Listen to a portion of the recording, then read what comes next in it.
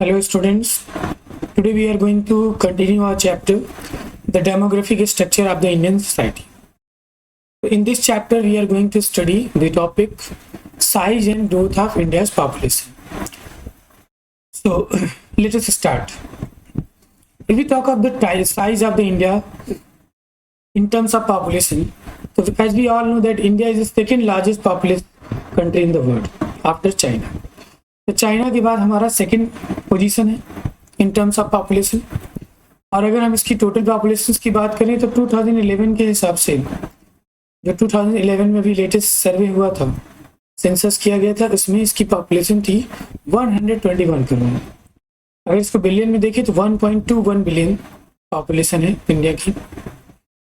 और growth rate इसका, अगर इंडिया की पॉपुलेशन की ग्रोथ रेट अगर हम समझें तो 1901 से लेके 1951 तक इसका एनुअल ग्रोथ रेट बहुत ज़्यादा नहीं था।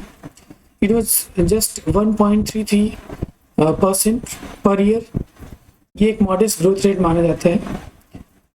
और इसमें भी 1911 टू 1921 ये जो डिकेड था, इसमें इंडिया की ग्रोथ रेट नेगेटिव थी, -0.03%। और इसके पीछे रीजन क्या था कि why was the negative growth rate in this decade 1911 to 1921? तो एक एपिडेमिक इन्फ्लुएंजा, एक बीमारी फैली हुई थी, जैसा कि अभी हम लोग एक्सपीरियंस कर रहे हैं पैंडेमिक कोरोना वायरस। उसी समय एक वायरल बीमारी थी 1918 टू 1919 में। और इस 1 ईयर में लगभग 12.5 मिलियन पीपल की डेथ हो गई इस बीमारी की वजह से। ये जो एपिडेमिक था, इसके कारण 12.5 मिलियन पीपल की डेथ हो गई। और ये जो पॉपुलेशन है, ये पूरे पॉपुलेशन का 5% था, जो कि अपने आप में एक बहुत बड़ा अमाउंट, एक बहुत बड़ा नंबर है। अगर हम इसको लाख में देखें तो 125 लाख पीपल की डेथ हुई थी, नियर अबाउट 1 करोड़ 25 लाख। तो आप समझ सकते हो कि कितनी ज़्यादा लोगों की डेथ हुई थी। और ये कब हुआ था? 1918 टू 1919 में। इस वजह से जो ग्रोथ रेट था वो 1911 और 1921 के बीच का ये जो डिकेड था, इसमें ये ग्रोथ रेट नेगेटिव चला गया, क्योंकि डेथ बहुत ज़्यादा हो गई। 125 लाख पीपल की डेथ हुई, ये नॉर्मल नंबर्स नहीं है। The growth rate of population substantially increased after independence from British rule, going up to 2.2% during 1601 to 81। तो अगर हम 1961 to 1981 की बात करें तो पिछले 20 साल में जो ग्रोथ रेट है वो इंडिया की इंक्रीज हुई। और कितनी हुई? 2.2%। ये कब हुआ? जब हमने 1947 में ब्रिटिशर से हमने इंडिपेंडेंस ले लिया। इंडिपेंडेंस के बाद हमारी ग्रोथ रेट जो है पॉपुलेशन की वो बढ़ी है 2.2% के हिसाब से। और ये पूरे जो जितनी भी डेवलपिंग वर्ल्ड थे, डेवलपिंग कंट्री थी, उसमें सबसे ज़्यादा एनुअल ग्रोथ रेट था इंडिया का। और आप इसको कंपेयर कर सकते हो कि बर्थ रेट और डेथ रेट में क्या कमी थी, क्या इंक्रीज हुआ है ना। अगर हम देखें 1931 के पहले का डेटा, तो 1931 के पहले जो बर्थ रेट था और डेथ रेट था, दोनों हाई थे। बर्थ भी ज़्यादा होती थी और डेथ रेट भी ज़्यादा थी। इसकी वजह से जो हमारी पॉपुलेशन की ग्रोथ थी वो बहुत ज़्यादा नहीं थी।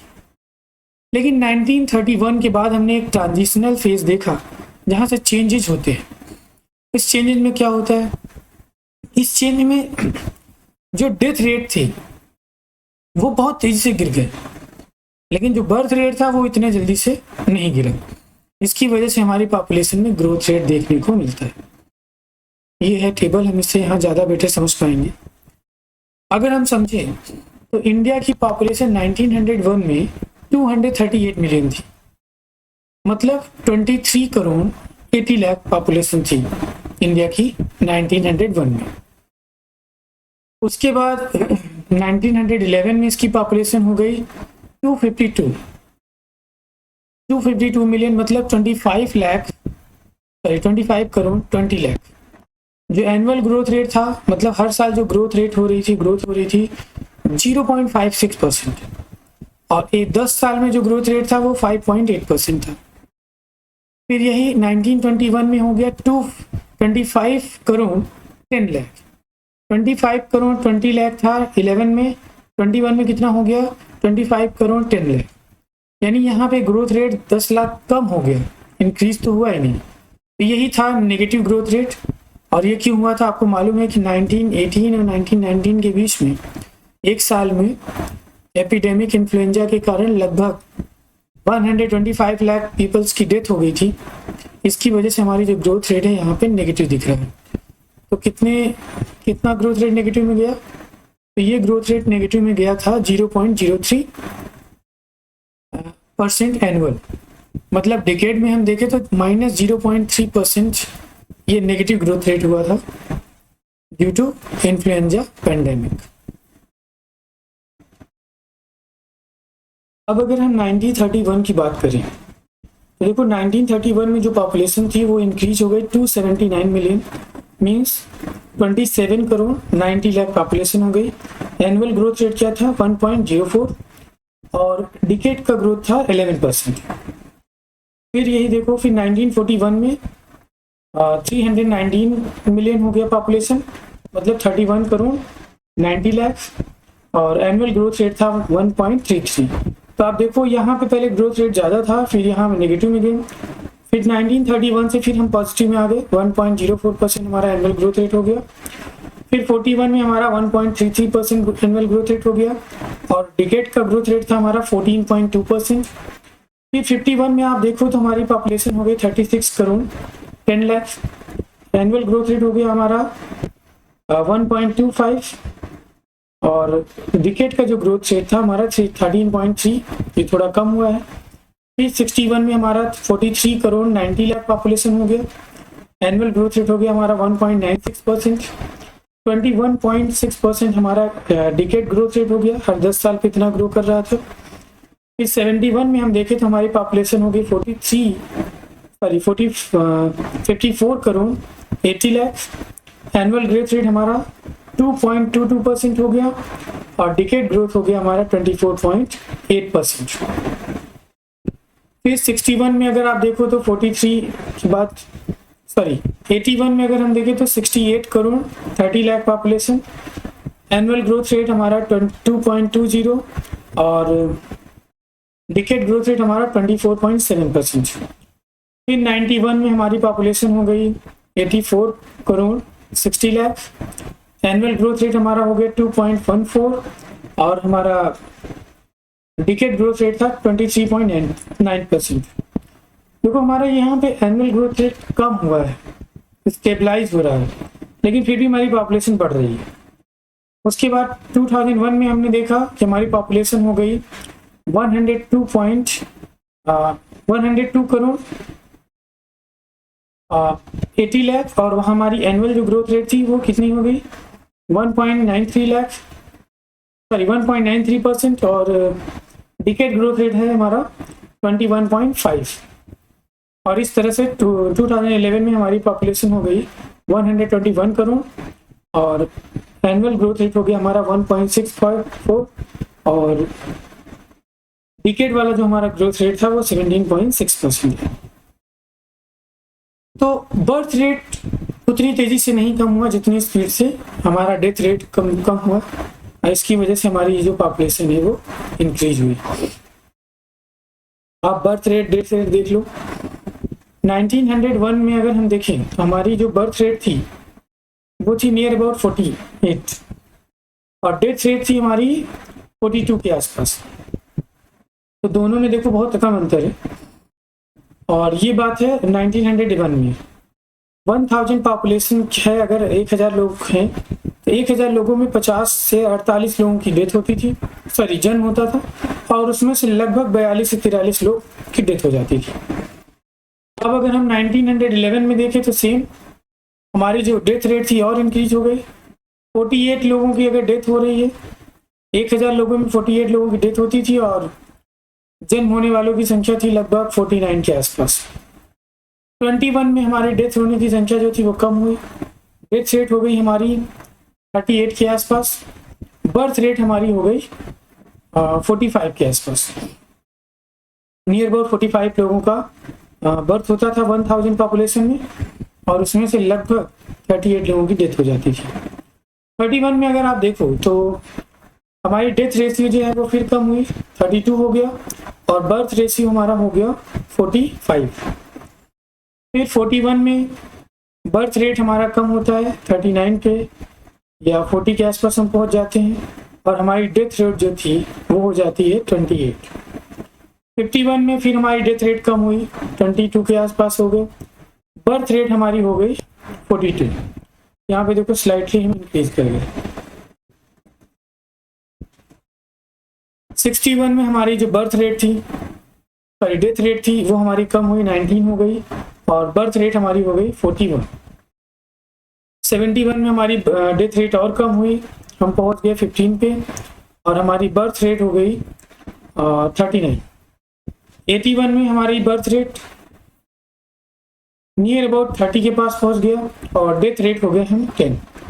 फिर 91 टू 1996 में हमारी बर्थ रेट थी 29 और डेथ रेट थी 9, और फिर यही 1996 से 2001 के बीच में हमारा जो डेथ रेट है वो हो गया आपका 8 या 9, और बर्थ रेट हो गई हमारी 22। तो ये था। तो बेसिकली अगर देखो तो हमारा जो डेथ रेट है वो स्लाइटली डिक्रीज किया है, जबकि बर्थ रेट उतना स्लाइटली हमारा डिक्रीज नहीं किया।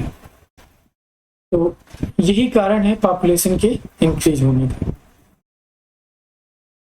The principal reason for the decline in the death rate, जो डिक्लाइन हुआ डेथ रेट में, उसके पीछे क्या कारण थे? तो एक तो था हमने फेमाइन पे कंट्रोल कर लिया, जो भुखमरी के कारण लोगों की डेथ हो रही थी, और दूसरा एपिडेमिक डिजीज। जो एपिडेमिक डिजीज था ये बड़ा कारण था डेथ रेट को कंट्रोल करने में। अब एपिडेमिक में था क्या, जैसे प्लेग, स्मॉल पॉक्स, कालरा, इसकी वजह से लोगों की ज्यादा डेथ हो रही थी, और इसको हमने कंट्रोल करने की कोशिश की। तो इसमें एक था स्पेनिश फ्लू। स्पेनिश फ्लू ने काफी बड़ा ये बहुत ही डेंजरस बीमारी थी, जिसकी वजह से बहुत सारे लोगों की डेथ हुई। जैसे आज के समय में कोरोना की वजह से पूरा विश्व जो है परेशान है, उस समय 1918 और 1919 के बाद समय इन्फ्लुएंजा, ये एपिडेमिक जो थी स्पेनिश फ्लू, इसकी वजह से लोगों की बहुत ज़्यादा डेथ हो रही थी। तो influenza is caused by a virus that attacks mainly the upper respiratory face, जैसे नोज, थ्रोट, ब्रोंची, लंग, है ना। जैसे आज के समय में कोरोना भी तो नोज, थ्रोट और लंग्स को ही अफेक्ट कर रहा है, वैसे उस समय ये एपिडेमिक था। इसकी ये वायरस जो है काफी खतरनाक था, है ना। और हमारी जो इम्यून सिस्टम, जो हमारी वैक्सीन्स थी, उसमें भी काफी चेंजेस लाना पड़ा। 3 times in the last century, the influenza virus have undergone major genetic changes, resulting in global pandemic last tolls in terms of both disease and death. जैसे आज के समय में हम देख रहे हैं कि कोरोना वायरस का जो जेनेटिक है वो चेंजेस हो रहे हैं, मतलब उसके जो कैरेक्टरिस्टिक है उसमें लगातार चेंजेस आ रहे हैं, जिसके कारण जो है वैक्सीन भी हमारी उतना अच्छा प्रभाव नहीं कर पा रही, but still they are good, है ना। तो ये जो इन्फ्लुएंजा था ये हुआ था 1918-1919 में। आज के समय में तो हम काफ़ी इक्विप्ड हैं, we are very much ahead from the technology, in terms of technology हम काफ़ी आगे हैं, पैसे से भी, है ना। साइंटिस्ट, डॉक्टर्स आज हमारे पास ज़्यादा हैं, पहले उनकी संख्या कम थी, but still we are not able to face this challenge. आज भी हमें बहुत बड़ा चैलेंज है इसके लिए, और ऐसा माना जाता है कि लगभग 40 मिलियन पीपल्स की डेथ हो गई थी उस समय। The Spanish flu, which affected the large parts of the population, is thought to have killed at least 40 million people. 40 million people का मतलब 4 करोड़ लोगों की डेथ हो गई थी 1918 and 1919 में। Mostly 2 other influenza pandemics occurred in 1957. फिर 1957 में एक और इन्फ्लुएंजा हुआ था, एशियन इन्फ्लुएंजा, और 1968 में एक इन्फ्लुएंजा था, इसका नाम था हांगकांग, चाइना से ही हुआ था, and cause significant morbidity and mortality globally. तो ग्लोबल लेवल पे इसकी वजह से बहुत सारे लोगों की डेथ हुई। The global mortality rate from the 1918-1919, इसको हम लोगों ने एस्टिमेट नहीं किया था, बट कुछ लोगों ने एस्टिमेट करके बताया कि लगभग 2.5 से 5% ह्यूमन पॉपुलेशन की डेथ हो गई थी। 20% वर्ल्ड की पॉपुलेशन इससे अफेक्टेड थी, जिसमें से 2.5 से लेके 5% लोगों की डेथ हो गई थी। और इन्फ्लुएंजा में have killed as many as 25 million. अगर पहले 25 वीक की बात करें तो लगभग 25 मिलियन लोगों की डेथ हो गई थी। ये अपने आप में एक बड़ा नंबर है। और इसमें जैसे एड्स की वजह से 25 मिलियन की डेथ हुई थी 25 साल में, तो यहाँ 25 वीक्स में 25 मिलियन की डेथ हुई थी, जो कि एक बड़ा नंबर है ना। तो influenza spread across the world killing more than 25 million in 6 month. 6 महीने में 25 मिलियन लोगों की डेथ हो गई। And some estimates put the total killed at the twice number of possibly 100 even 100 million। कुछ लोग तो ये भी कह रहे थे कि लगभग 100 मिलियन लोगों की डेथ हुई है, और कुछ लोग बता रहे थे कि 25 मिलियन। अगर हम यूएस की बात करें तो यूएस की जो टोटल पॉपुलेशन थी उसमें 28% लोगों को ये हो गया था बीमारी। उसमें से लगभग 5 लाख से लेके 6,75,000 पीपल की डेथ हो गई थी। मतलब 5 से 6 लाख लोगों की डेथ हो गई थी यूएस में। ब्रिटेन में ये डेथ की संख्या थी 2 लाख, फ्रांस में 4 लाख, और अलास्का जो कि एक विलेज, अलास्का जो कि यूएसए का एक टेरिटरी है, वहाँ पे लगभग पूरे गांव में फैल गया था ये। अफ्रीका के मैक्सिमम साउथ अफ्रीका में फैल गया था। ऑस्ट्रेलिया में लगभग 10,000 लोगों की डेथ हो गई थी। फिजी आइलैंड में लगभग 14% ऑफ द पॉपुलेशन की डेथ हो गई थी वहाँ पे केवल 2 वीक्स में।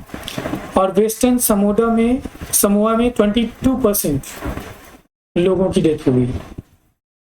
मतलब एक एस्टिमेट किया गया कि 17 मिलियन पीपल जो है वो उनकी डेथ हुई थी इंडिया में, 17 मिलियन। और about 5% of India population at that time, और उस समय के हिसाब से लगभग 5% लोगों की डेथ हो गई थी। तो ये एक बहुत बड़ा नंबर है ना। और ब्रिटिश इंडियन आर्मी में लगभग 22% ट्रूप्स को ये बीमारी हो गई थी और उनकी डेथ भी हो गई। While World War I did not cause the flu, the close quarters and mass movement of troops quickened its spread। World War I की वजह से ये पेंडेमिक नहीं फैला था, क्योंकि सोल्जर्स एक दूसरे के साथ क्लोज क्वार्टर में रह रहे थे, उनका मूवमेंट भी बहुत ही क्विक था। इसकी वजह से ये एक दूसरे सोल्जर्स में फैला। और लड़ाई की वजह से, स्ट्रेस की वजह से, केमिकल अटैक की वजह से उनकी जो इम्यून सिस्टम थे सोल्जर्स के, वो ऑलरेडी बहुत कम हो गए थे। इसकी वजह से इनके मरने की संख्या ज़्यादा हो गई। तो लगभग 1918 और 1919 में जो हमने फेस किया था वही चीज़ें रिपीट हो रही हैं। अभी भी वही कंडीशन है, हम लोग बहुत ही ज़्यादा डेडली वायरस को फेस कर रहे हैं, रोज़ लोगों की डेथ हो रही है ना। तो ये डिजीज़ उस समय भी था और ये देखिए आज भी हम फेस कर रहे हैं। और हमारी कंडीशन पहले के कंपैरिजन में बहुत अच्छी आज भी नहीं है, जबकि हमने इतनी टेक्नोलॉजी डेवलप कर ली है, but still we are very far from the 1918 के ही लगभग उसी की तरह जो है डेथ हो रही है। तो भले ही हमने टेक्नोलॉजी डेवलप कर ली है, but still we are not as much equipped as we required to lose. Improvement जो मेडिकल क्योर्स में हुए उसकी वजह से डिजीजेस मास वैक्सीनेशन किया गया है ना, सैनिटेशन की व्यवस्था की गई जिससे एपिडेमिक को क्या किया जाए, रोका जा सके। मलेरिया, ट्यूबरक्लोसिस, डायरिया है ना, डिसेंट्री, ये सब की वजह से भी आज भी लोग की डेथ हो रही है। और लेकिन जो एपिडेमिक हुआ था पास में उसकी वजह से ज़्यादा लोग मरे थे। और आज के समय में तो मलेरिया छोड़ दो, डायरिया, ये सब बहुत नॉर्मल बीमारी हो गई है। कोरोना की वजह से पिछले 1 साल से हम लोग परेशान हैं, and we are still facing that problem. तो आज समझ लो कि हम लोग फिर से हिस्ट्री को रिपीट कर रहे हैं। द 1919 वाली जो कंडीशन है वो लगभग वैसी ही लग रही है कंडीशन अभी भी, हालांकि अभी डेथ रेट ज़्यादा नहीं है, एंड वी आर एक्सपेक्टिंग कि डेथ रेट ना हो, ज़्यादा डेथ ना हो, बट कुछ कहा नहीं जा सकता इन टुडेज कंडीशंस। सूरत में भी ये पेंडेमिक फैला था और वहाँ पे डेंगू, चिकनगुनिया की वजह से भी बहुत सारे लोगों की डेथ हो गई थी। फेमाइंस एक बड़ा कारण था डेथ की वजह। तो इस वजह से लोगों ने जो है उस पर गवर्नमेंट ने इस पर फोकस किया कि किस तरह से हम फेमाइन को रोकें। उसके रीजन ढूंढे गए, तो रीजन में था कि जैसे बहुत सारे लोग रेनफॉल ना होने की वजह से प्रोडक्शन नहीं हुआ, तो उससे उनकी जो है हंगर की वजह से उनकी डेथ हो गई। एक तो हमारे यहाँ ट्रांसपोर्टेशन एंड कम्युनिकेशन की व्यवस्था नहीं अच्छी थी, इसको भी बेटर बनाने की कोशिश की गई। उस समय हमारे स्कॉलर थे अमर सेन और भी बहुत सारे इकोनॉमिस्ट थे जिन्होंने सजेस्ट किया कि केवल फूड ग्रेन प्रोडक्शन कम हुआ इसकी वजह से डेथ हो गई, ऐसा नहीं है। हमारे यहाँ बहुत सारी ऐसी पॉपुलेशन है जो फूड ग्रेन को एफोर्ड ही नहीं कर पा रही, वो उस प्राइस पे दे ही नहीं पा रहे हैं। तब उसी समय हम लोगों ने पीडीएस सिस्टम वगैरह को डेवलप किया, जिससे हम गरीब से गरीब लोगों को भोजन प्रोवाइड कर सकें, फूड प्रोवाइड कर सकें और उनके डेथ्स को कम कर सकें। उसके साथ साथ हमने फूड को एक्सपेंड करने की कोशिश की कि प्रोडक्शन भी बढ़ाया जाए।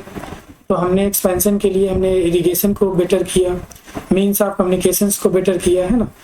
ये सारे कुछ मेजर्स लिए गए जिससे हम प्रोडक्शन भी बढ़ा सकें फूड की, और पीडीएस सिस्टम के थ्रू हम कम पैसे में भोजन भी लोगों तक पहुंचा सकें। इस तरह से हम डेथ को जो है, स्टारवेशन के कारण जो डेथ है उसको हम रोकने की कोशिश की।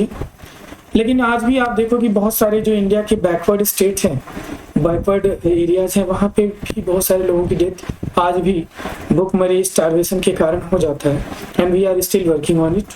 गवर्नमेंट ने एक नया इनिशिएटिव लिया, national rural employment guarantee act, जिसमें ऐसे लोग जिनको कि रोजगार ही नहीं मिल रहा है, उनको गवर्नमेंट ने कहा कि हम मिनिमम आपको 100 दिन का 100 डेज का रोजगार देंगे।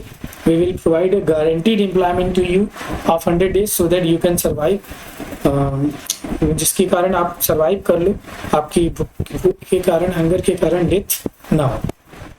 So unlike the death rate, the birth rate has not registered a sharp fall. जैसे हमने देखा था कि डेथ रेट बहुत तेजी से कम हुआ, लेकिन बर्थ रेट इतना जल्दी से कम नहीं हुआ। उसके पीछे कारण ये था कि एक सोशल कल्चरल फिनोमेना है, ऐसे बहुत सारे, उसके पीछे 2 रीजन थे। जैसे पुराने समय में लोगों को ज्यादा पॉपुलेशन होने का मतलब था कि अगर आपके घर में ज्यादा लोग हैं तो यू आर स्ट्रॉन्ग, आप अपने गांव में भी आपका एक दबदबा रहेगा। प्लस ज्यादा लोग रहेंगे तो अगर उसमें से 2-4 लोग की डेथ भी हो जाती है तो still you will have someone to support you, क्योंकि लोगों को पता था कि अगर 10 बच्चे होंगे तो 2-4 तो डेथ हो ही जाएंगे। तो इस वजह से भी एक बड़ा कारण था। और एक और कारण था कि बॉयज के लिए लोग चाहते थे कि बच्चा जो है लड़के की जन्म, तो बर्थ रेफरेंस में हम बॉयज को ज़्यादा प्रेफर करते थे, इस चक्कर में भी ज़्यादा बर्थ होता था, तो पॉपुलेशन हमारी इसके कारण ज़्यादा हो गई थी। बर्थ रेट तो हमने कंट्रोल नहीं कर पाया, लेकिन डेथ रेट को हमने बहुत जल्दी से कंट्रोल किया। तो by and large increase level of prosperity, और जैसे जैसे हमारे यहाँ प्रॉस्पेरिटी बढ़ी, हमारी जो बर्थ रेट है उसमें भी हमने वो कंट्रोल किया। इन्फेंट मोर्टेलिटी रेट भी कम हुई, है ना। एजुकेशन अवेयरनेस की वजह से फैमिली साइज धीरे धीरे करके कम होने लगी, but still we are far from here, है ना। अभी हम बहुत दूर हैं। केरल, तमिलनाडु, इन्होंने बहुत ज़्यादा अपने आप को मैनेज किया। यहाँ पे टोटल फर्टिलिटी रेट बहुत ही कम है, और इसकी वजह से यहाँ की पॉपुलेशन भी धीरे धीरे आने वाले समय में कम हो जाएगी। और उसी हिसाब से अगर हम देखें, many other state like Himachal Pradesh, West Bengal, Karnataka, Maharashtra, यहाँ पे भी धीरे धीरे टोटल फर्टिलिटी रेट कम हुई है। और बिहार, मध्य प्रदेश, राजस्थान, उत्तर प्रदेश, ये यहाँ पे जो टोटल फर्टिलिटी रेट है वो इतनी तेजी से कम नहीं हुई जितनी कि केरल और तमिलनाडु में। तो इन 2009 में अगर हम देखें तो यहाँ की जो पॉपुलेशन, जो टोटल फर्टिलिटी रेट है वो बहुत ही ज़्यादा थी। 3.9 थी बिहार की, मध्य प्रदेश 3.3, 3.3 था आपका राजस्थान का, एंड 3.7 उत्तर प्रदेश का। तो अगर हम सेंसस के हिसाब से देखें तो लगभग 2011 में टोटल बर्थ रेट जो है 22.1% ये रूरल बर्थ रेट थे, एंड 22.7%, सॉरी 22.1% ये टोटल बर्थ रेट में से 23.7% ये अर्बन, ये रूरल बर्थ रेट थे, और 18% जो है ये अर्बन बर्थ रेट थी। मतलब अर्बन एरियाज में जो बर्थ रेट है वो कम है और रूरल एरियाज में ज़्यादा है। तो हाईएस्ट बर्थ रेट सबसे ज़्यादा है यूपी में और बिहार में, लगभग 28.3% एंड 28.1%, और ये टोटल 50% ऐड करेंगे, ऐसा एस्टिमेट किया गया है कि आने वाले 2026 तक जो पॉपुलेशन हमारी इंक्रीज होगी उसमें 50% रोल होगा यूपी एंड बिहार का। यूपी की पॉपुलेशन 28.3% से ग्रो कर रही है और बिहार भी 28.1% से। तो Uttar Pradesh alone is expected to account for less than 1/4 means 22% इनके पॉपुलेशन में ग्रोथ होगी, जो कि बहुत बड़ा नंबर है ना। अगर हम देखें यहाँ पे इस चार्ट मैप में देखें तो 29 एंड एबव इतने परसेंट से ज़्यादा वाले कौन से हैं? Rajasthan, Madhya Pradesh, UP and Bihar. और उससे कम में अगर हम देखें तो 26 से 29% वाले कौन से स्टेट हैं? छत्तीसगढ़, झारखंड। और उससे नीचे 22 to 25 में गुजरात, हरियाणा, असम, मेघालय। और 19 to 22 में है आपका महाराष्ट्र, कर्नाटक, आंध्र प्रदेश, है ना। इधर आपका हिमाचल प्रदेश, उत्तराखंड, अरुणाचल प्रदेश, नागालैंड, मणिपुर, है ना। सॉरी, मणिपुर नागालैंड नहीं, मिजोरम। और सबसे कम में अगर हम देखें बिलो 19 तो आपका केरल, तमिलनाडु, इधर गोवा है, इधर आपका पंजाब, जम्मू एंड कश्मीर, है ना, त्रिपुरा, नागालैंड एंड मणिपुर। तो ये है। अब अगर हम देखें कि 2026 में कितनी पॉपुलेशन प्रोजेक्ट किया गया है ग्रोथ में और कितने क्या शेयर होगा अलग अलग स्टेट्स का, तो महाराष्ट्र, गुजरात अकेले ही 15% ग्रोथ करेंगे जो भी पॉपुलेशन होगी। आंध्र प्रदेश, तमिलनाडु, केरल, कर्नाटक 4 स्टेट मिलकर 13% का ग्रोथ रेट होगा इनका। वेस्ट बंगाल, उड़ीसा एंड झारखंड का 11% कंट्रीब्यूशन होगा। पंजाब, हरियाणा, दिल्ली का 9%, एमपी, राजस्थान, छत्तीसगढ़ का 16% और यूपी, बिहार अकेले ही 30% ग्रोथ करेंगे जो भी पॉपुलेशन होगा। तो ये अपने आप में बड़ा है रेशियो, है ना। तो इस तरह से हमने देखा कि ये कैसे हम लोगों ने जो है 1 बिलियन पॉपुलेशन को टच किया। 121 करोड़ जो हमारी पॉपुलेशन है आज की, तो वो कैसे हुई। हम हमेशा से इतने ज़्यादा नहीं थे, हमारी पॉपुलेशन बहुत कम थी 1901 में, और इवन 1951 में भी हमारी पॉपुलेशन कम थी। बट धीरे धीरे करके जैसे हमने बर्थ डेथ रेट को कंट्रोल किया, 1931 के पहले हमारी जो बर्थ रेट डेथ रेट दोनों हाई थी, और 1931 के बाद हमने डेथ रेट को कंट्रोल कर लिया, तो उसमें बहुत स्लाइटली डिक्लाइन हुआ, लेकिन उतनी स्पीड में हमारी बर्थ रेट में डिक्लाइन नहीं हुई, जिसके कारण हमारी जो पॉपुलेशन है वो इंक्रीज करती गई। Now next we are going to talk of this is the age. Age structure India का क्या है। India has a very young population as we all know. India में यंग लोगों की संख्या बहुत ज़्यादा है, और जो शेयर है 15 एज ग्रुप की वो लगभग सबसे ज़्यादा है। हाईएस्ट लेवल 42% इन 1971 टू 35% इन 2001। अगर 1971 में देखें तो 42% थे, है ना। The population has come down from its highest level of 42% in 1971 to 35% in 2001. The share of 15 to 60 age group has increased slightly from 53% to 59%. और ये जो शेयर है 15 to 60% एज ग्रुप का, ये स्लाइटली इंक्रीज हुआ है 53%। 53 से 59% हो गया है, मतलब लगभग 5 to 7% की इंक्रीज हुई है ना। और ये कंपोजिशन हमारे पॉपुलेशन में लगातार पिछले 20 साल में कुछ ज़्यादा ही बढ़ा है। और 0 से 14 ईयर एज की ग्रुप जो है उसमें थोड़ा सा डिक्रीज किया है ना। Group will reduce its share by 11%, मतलब 34% अगर 2001 में था तो 2026 तक ये 23% हो जाएगा। while the 60+ age group will increase its share by 5%, और जो 60 साल से ऊपर के लोगों की संख्या है वो 5% से इंक्रीज करेगा, फ्रॉम 7% इन 2001 टू 12% इन 2026। तो 2001 में हमारा 7% जो था शेयर 60+ वालों का, वो हो जाएगा 12%। और ये अगर हम इसको ग्राफ में देखें तो 1961 से 2026 तक में, अब देखिए 1961 में 0 से 14 ईयर्स वाले 41% थे, 71 में 42, 81 में 40, 91 में 38, 2001 में 34, 11 में 29, 2026 में ये एक्सपेक्ट किया गया है कि 0 से 14 ईयर्स के बच्चों की संख्या 23% लगातार ये कम डिक्रीज कर रहे हैं।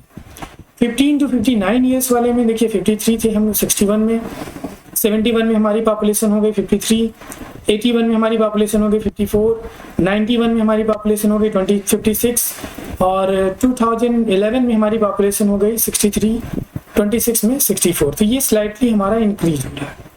और 60 प्लस वाला भी हमारा देखिए ये इंक्रीज हो रहा है 6, 5, 6, 7, 7, 8 एंड 12। ठीक, तो कहीं ना कहीं हमारी 60 प्लस पॉपुलेशन और 50 to 59 ईयर पॉपुलेशन जो है ये इंक्रीज हो रही है। एज पिरामिड देख लीजिए आप, ये 1961, 81, 2001 एंड 26, ये मेल है और ये फीमेल है। तो मेल की संख्या देखिए आप ये है और ये फीमेल की संख्या है।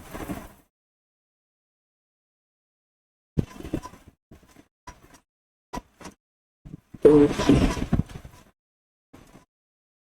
ये एक चार्ट है, इसको हम देख लेते हैं थोड़ा सा। एंड देन एज पिरामिड पे हम बात कर लेंगे कि अलग अलग स्टेट का एज पिरामिड क्या है, and then this will be completed. तो आज हम इसको इसी पे लिमिट करते हैं। हम लोगों ने एज स्ट्रक्चर को देख लिया है and then we will talk later the age pyramid. ठीक है, सो आई होप कि आपको ये पूरा क्लियर हो गया होगा। Thank you for watching.